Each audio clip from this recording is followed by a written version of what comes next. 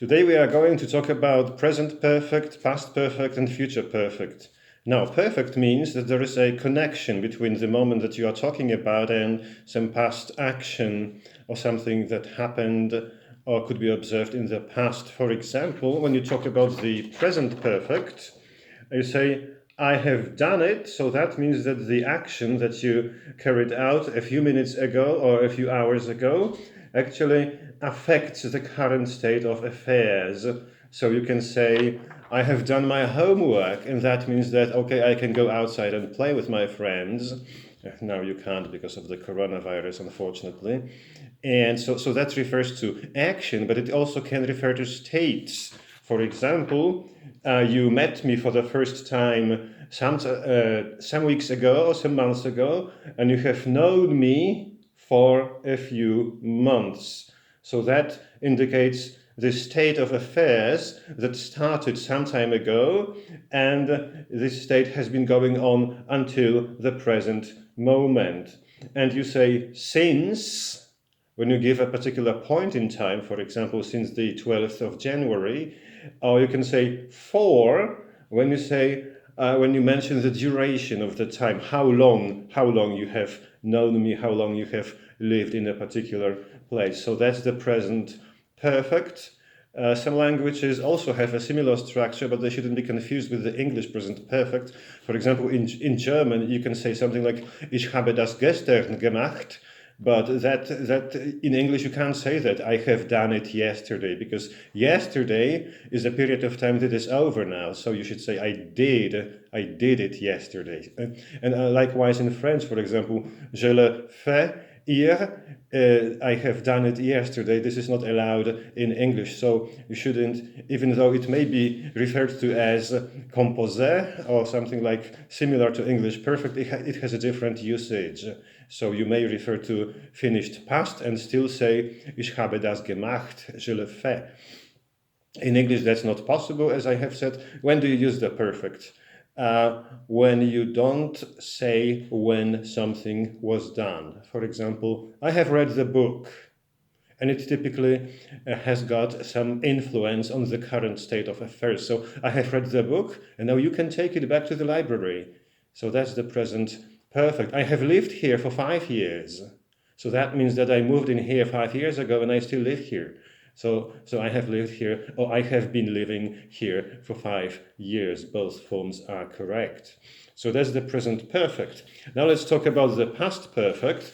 That's a different story. A little similar, a little different story, because you talk like, this is now, as I'm speaking to you, and I'm referring to some moment in the past, for example, last week. And last week, I was ready to take the exam because I had done something. I had prepared for that exam. So last week, I passed the exam that took place last week because I had prepared for the exam. That's past perfect, right? So again, when you talk about the present perfect, this happened before now. It has got a connection between the present moment. And when you talk about the past perfect, then it has got a connection between a past moment. So that moment that you are talking about is already past from now, and that was even earlier, prior to that moment in the past. And you can also talk about a continuous state of affairs. So, for example, I met you for the first time 5 years ago. So 2 years ago, I had already known you. For 3 years. So this is again prior to a moment in the past. So now I have known you for 5 years, but 2 years ago I had known you for 3 years. And the most difficult structure to master for many people is the future perfect. Now, what's the future perfect? This is now, okay, we have moved a little further to the left.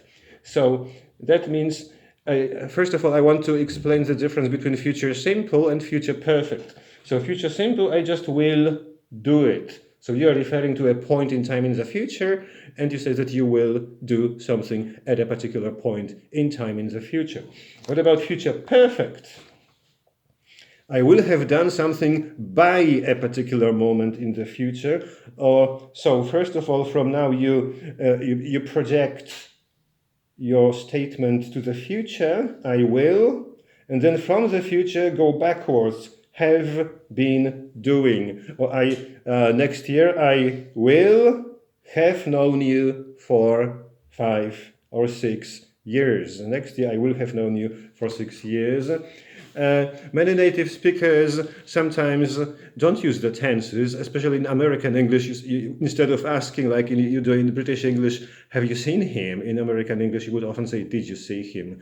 In spite of the fact that you are asking about his seeing him, its influence on the present state of affairs. To summarize, perfect structures. I'm not saying perfect tenses because the very word perfect signifies aspect, not tense. So you could talk about present tense and past tense.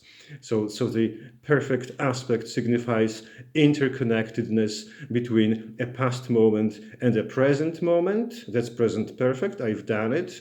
It may signify an interconnectedness between a past moment and a yet earlier moment. I passed the exam because I had studied a lot.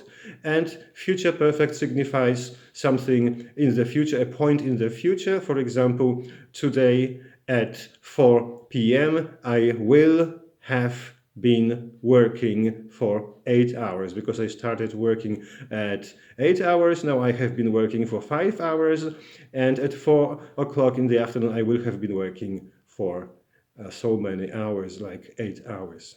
So that's the perfect.